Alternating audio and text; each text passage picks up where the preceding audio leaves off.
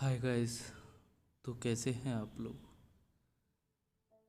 आज वापस एक नई स्टोरी के साथ मैं आपके साथ वापस इस चैनल पे आ गया हूँ।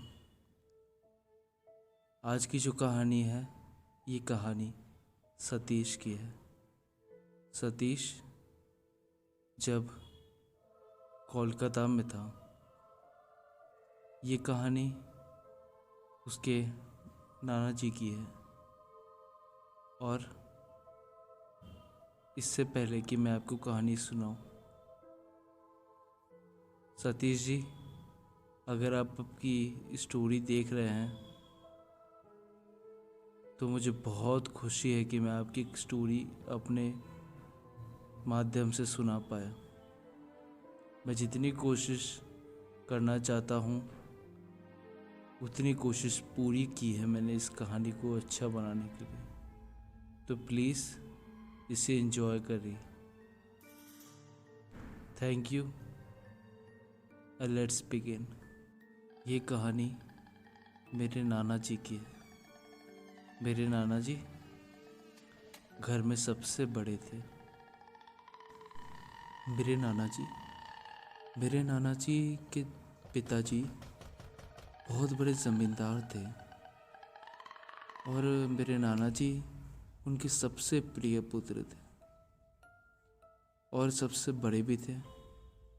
तो इस कारण मेरे पिताजी के कंधों पे उनके पिताजी की सारी ज़मीनों तालाबों की जिम्मेदारी थी। मेरे नाना जी बताते थे कि वो हर रोज़ सुबह 4 बजे उठकर पूरे खेतों की देख रेख करते थे और उस रात मेरे नाना जी को हमारी उस तालाब में से मछलियाँ लानी थी और मछलियाँ लाते लाते उनको काफ़ी रात हो गई थी।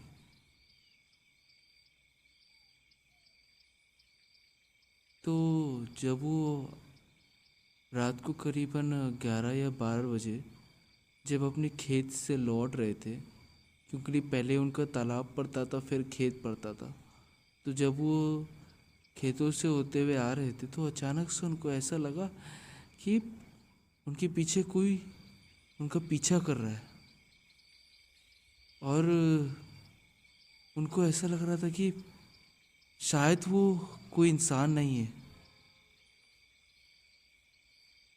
तभी उस आदमी ने या फिर कहूँ औरत ने पीछे से आवाज़ लगाई, तुम कहाँ जा रहे हो? क्या तुम्हारे बैग में मछली है? मुझे मछली दे दो, मुझे बहुत भूख लगी है, प्लीज़ मुझे मछली दे दो प्लीज़। नाना जी समझ गए। नाना जी ने कहा, बेटा मगर ये मछली तो कच्ची है, एक काम करो, तुम मेरे घर पर चलो, मैं तुम्हें पकी हुई खिलाऊंगा। वो कुछ नहीं बोली। हिम्मत करते हुए नाना जी वापस चलते रहे। तभी वो वापस बोली, तुम्हें सुनाई नहीं दिया मैंने क्या बोला? मुझे मछली दो। तभी नाना जी ने बोला, बेटा बस आ ही गया मेरा घर, बस आ ही गया, थोड़ा देर इंतज़ार कर लो। नाना जी जानते थे कि इस समय में पीछे नहीं मुड़ सकते हम, तो नाना जी किसी तरह घर पहुँचे। तभी तभी उनकी बड़ी माँ ने दरवाज़ा खोला। उन्होंने नाना जी का चेहरा देखते ही बता दिया कि कुछ तो गलत है, कुछ तो ऐसा हुआ है जो कि नहीं होना चाहिए था। तभी मेरे नाना जी ने घबराते हुए उनको बताया कि माँ माँ मैं मछली लेते हुए आ रहा था और अचानक से किसी ने मुझे पीछे से बुलाया, मैं समझ गया कि ये कोई इंसान नहीं है और उसके बाद वो मछली मांगने लगी। जब मैं किसी तरह उसको यहाँ ले आया। मुझे पता नहीं था कि वो मेरे घर तक कहाँ जाएगी, और अब वो बाहर खड़ी है और उसे तली हुई मछली चाहिए। माँ, अब आप ही कुछ कर सकते हो, प्लीज़ कुछ करो। उसको तली हुई मछली तल के दे दो ताकि वो चली जाए। मगर मगर मेरी माँ जानती थी कि अगर चुड़ैलों को एक बार आदत लग गई तो फिर वो हर दिन नाना जी को परेशान करती। तो बड़ी नानी ने एक प्लान बनाया। उन्होंने प्लान बनाया कि जैसे ही वो चुड़ैल उनकी तली हुई मछली को हाथ लगाएगी, तभी वो गर्म खोला हुआ तेल उसके हाथों पे डाल देंगे और वो भाग जाएगी। और फिर क्या, बड़ी नानी मछलियाँ तलने लगी। मछली तलते तलते वो चुड़ैल भी परेशान होने लग गई थी। बाद में जल्दी से मेरी नानी ने उनको थाली भर के मछली दी। मछली देने के लिए जैसे ही उसने अपना हाथ आगे बढ़ाया, मेरी नानी ने झट से सरसों का तेल गरम उसके हाथों पे डाल दिया। उसके हाथों पे डालते ही वो जोर जोर से चिल्लाने लगी, डरावनी आवाज़ें निकालने लगी।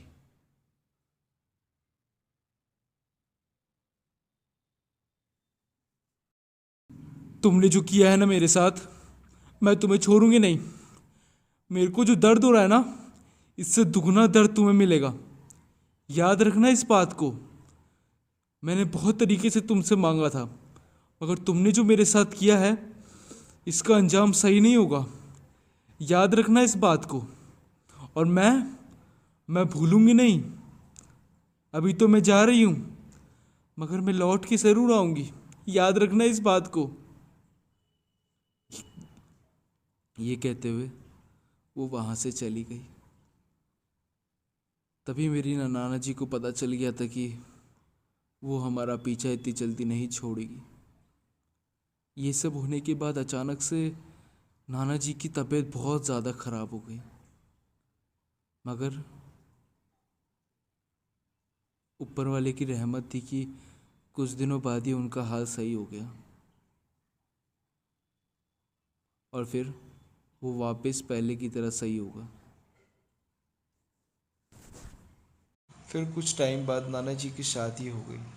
उस टाइम मेरी माँ शायद 8 साल की थी। उनके घर के आंगन में तब बहुत सारे इलायची के पेड़ थे, या फिर कहूँ पौधे थे, या फिर कहूँ हुआ करते थे। तो एक रात मेरे नाना जी एक के माँ रात में बाहर में आंगन में टॉयलेट करने गई थी, लेकिन तभी उनकी ज़ोर से चिल्लाने की आवाज़ आई, या फिर कहूँ चीखने की आवाज़ आई। ये आवाज़ सुनते ही मेरी माँ भी भागी भागी बाहर गई। तो वो भी बहुत ज़्यादा डर गई। उन्होंने देखा कि उन इलायची के पौधों के बीच में दो बड़ी बड़ी लाल आँखें चमक रही थी। मेरी माँ डर के मारे वहीं बेहोश हो गई। फिर घर के सब लोग उन दोनों के चिल्लाने पर वहाँ आए। वो उनको अंदर लेकर गए। कुछ देर बाद वहाँ जब माँ को होश आया, तो उन्होंने पता चला कि उनकी माँ को हार्ट फेल हो गया और वो चल बसी। माँ को बहुत बड़ा सदमा लगा। सबको यकीन था कि ये उसी औरत का काम है जिसे उस दिन बड़ी चालाकी से हमने भगाया था। उसने अपना बदला ले लिया था। फिर साल 2006 में मेरी शादी हो चुकी थी। शादी के 2 महीने बाद एक बार जब मैंने अपने हस्बैंड के साथ पहली बार अपने घर आई थी, तो हम सब लोग मार्केट जा रहे थे। मैंने और मम्मी ने आगे थे, और हस्बैंड और पापा पीछे बात कर रहे थे। हम सब आराम से बात करते हुए चल रहे थे। तभी चलते चलते मेरी मम्मी गंदी गंदी गालियाँ देने लगी। किसी को कुछ समझ नहीं आ रहा था क्यों क्या गाली दे रही। इतनी जल्दी और इतनी अजीब सी भाषा में वो बोल रही थी। हमने ज़्यादा बात नहीं की और वापस घर आ गए। फिर रात में खाना खाते खाते मेरी मम्मी ने मेरे हस्बैंड को कान में कुछ कहा, लेकिन वो मुझे नहीं बता रहा था और ना मेरी मम्मी ने मुझे बताया। उन्होंने मेरे हस्बैंड को भी मुझे कुछ बताने को मना कर दिया था। फिर एक हफ्ते बाद अचानक से फिर से मेरे हस्बैंड को कॉल आया और उनको कुछ बताया, लेकिन वो सब मुझे बताने को मना कर दिया। लेकिन कुछ समय बीत जाने के बाद एक दिन मैंने हस्बैंड से पूछ ही लिया कि उस दिन मम्मी ने क्या कहा था। मेरे हस्बैंड ने मुझे बताया नहीं, मगर मेरे बहुत जिद करने के बाद उन्होंने जो मुझे बताया वो सुन के मुझे बिल्कुल यकीन नहीं हुआ। उन्होंने कहा कि मम्मी ने उनको बताया कि जब वो वहाँ से गुज़र रहे थे उस रात को, तो एक लाल सफ़ेद कपड़े में एक औरत खड़ी दिखाई दी थी उनको। उसके बाल बिखरे हुए थे, ज़मीन तक लंबे पहुंच रहे थे और उसके पैर उल्टे थे।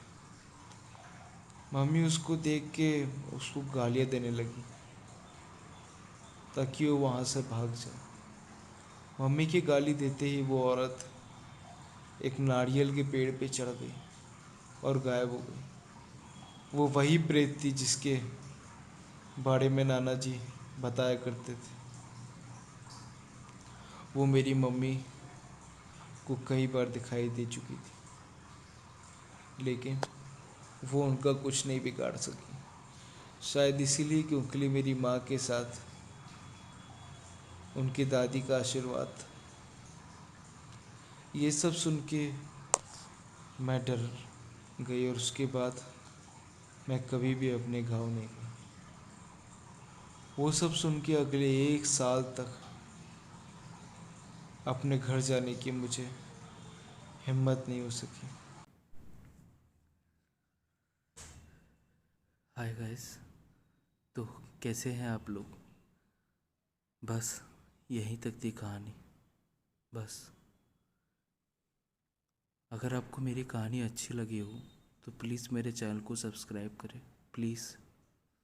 मैं हर रोज़ ऐसी अच्छी कहानियाँ, सच्ची कहानियाँ आपके लिए लाता रहूँगा। और प्लीज़ मुझे अपनी कहानी भेजिए ताकि आप भी सतीश जी की तरह अपनी कहानी मेरे मुंह से सुनते हुए देखें। प्लीज़ गाइस, अगर आपको मेरी वीडियो अच्छी लगी हो तो प्लीज़ इसे लाइक करें, सब्सक्राइब करें, कमेंट करें और मैं आपसे अलविदा लेता हूँ। फिर मिलूँगा एक ऐसी अच्छी, भयानक, सच्ची डरावनी कहानी के साथ। तब तक के लिए अलविदा।